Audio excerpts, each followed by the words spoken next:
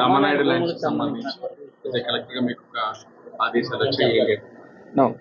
గతంలో వారికి ఇచ్చిన భూమిని స్టూడియో నిర్మాణించకుండా వాటిని రెసిడెన్షియల్ పర్పస్ కోసం లేఅవుట్గా మార్చడానికి ప్రయత్నం చేశారని ప్రభుత్వం గుర్తించింది.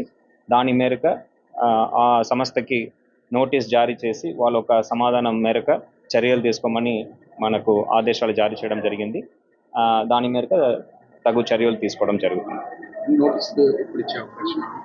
వాళ్ళకి షోకాస్ నోటీస్ ఇవ్వడం జరుగుతుంది.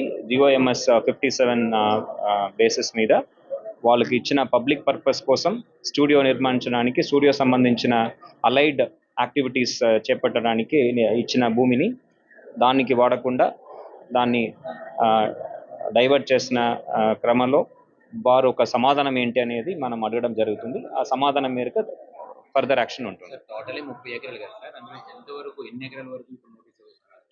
34 ఎకరాలు దాకా వాళ్ళకి ప్రభుత్వం కేటాయించడం జరిగింది. దాంట్లో 17 ఎకరాలు 17 సెంట్లు, 15 ఎకరాలు 17 సెంట్లు, 15.17 acres టు బి ప్రిసైజ్, అది వాళ్ళు డైవర్ట్ చేశారనేది గుర్తించడం జరిగింది.